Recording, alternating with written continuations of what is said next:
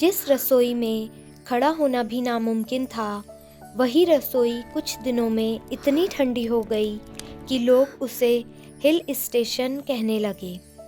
लेकिन इस चमत्कार के पीछे छुपा है एक ऐसा राज जिसे जानकर आप भी हैरान रह जाएंगे।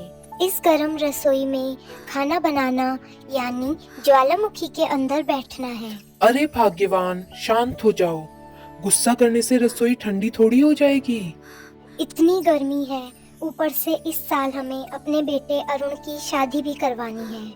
इतने में उनकी नंद एक लड़की का रिश्ता लेकर उनके घर आई और तस्वीर दिखाते हुए बोली, अपने भतीजे अरुण के लिए बहुत ही सुंदर और सुशील लड़की का रिश्ता लेकर आई हूँ। आई बाबा।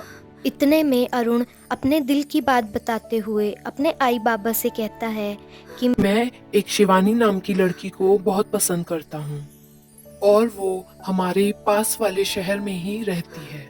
फिर दोनों परिवारों की सहमति से उनकी शादी हो जाती है। गांव की तपती गर्मी, टूटा फूटा छोटा सा घर और उस घर की नई बहू शिवानी। शहर में पली बड़ी शिवानी को क्या पता था कि उसकी शादी एक ऐसे घर में होगी जहां ना पंखा, ना कूलर और ना ही ठंडी हवा का कोई नामो निशान है।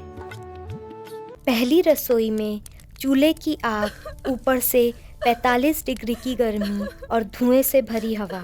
शिवानी की हालत खराब हो जाती है, लेकिन वो हार नहीं मानती। वो सोचती है, मैं इस घर को बदल कर रहूंगी। समय बीतता है और शिवानी माँ बनने वाली होती है। बहू, तूने तो हमारा दिल खुश कर दिया। अब से तू अपना बहुत ख्याल रखेगी।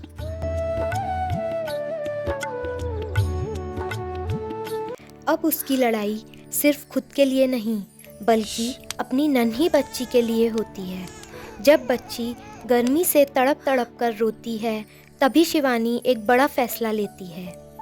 वह सोचने लगती है कि कैसे मैं अपनी इस गर्म रसोई को ठंडी रसोई बनाऊंगी, और वह भी अपनी मेहनत और रंगों से। वो अगले ही दिन गांव की सब्जी मंडी जाती है और वहां दुकानदारों से सड़ी गली सब्जियां और कुछ पुराने मिट्टी के गमले मांगकर लाती है। वो इन सब से गमले बनाती है और सब्जियां उगाने की कोशिश करती है, लेकिन पौधों में चींटियां लग जाती हैं।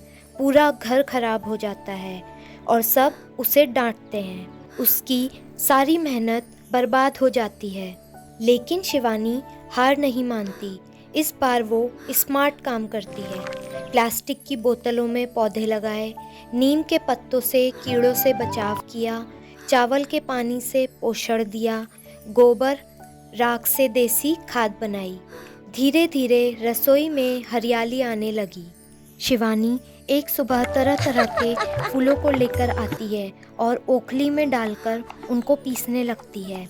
उनसे बने हुए रंग से वो अपनी रसोई को रंगकर बहुत सुंदर बना लेती है। धीरे धीरे करिश्मा होने लगता है। कुछ हफ्तों बाद रसोई का वातावरण अचानक बदल जाता है। बाहर लू चल रही होती है, पर रसोई के अंदर सुखद ठंडक का एहसास हो रहा होता है। अरुण शिवानी से कहता है, शिवानी, तुम्हारी मेहनत रंग ला रही है। कुछ समय बाद शिवानी की रसोई अब किसी सुंदर खेत की तरह रंग बिरंगी और ठंडी हो गई। गांव वाले शिवानी की तरकीब देखकर दंग रह जाते हैं, लेकिन इस कामयाबी के साथ एक नया खतरा भी दस्तक देने लगता है।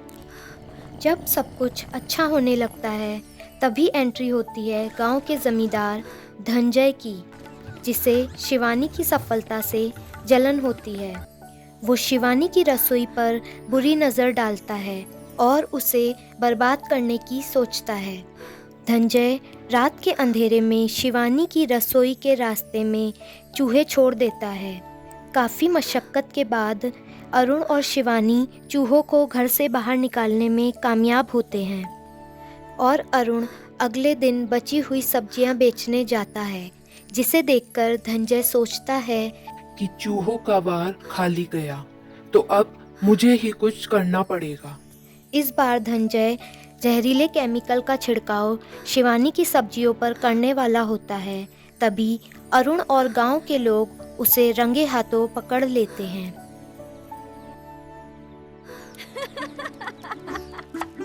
शिवानी अब सिर्फ एक बहू नहीं रही, वो पूरे गांव की हरियाली दीदी बन गई।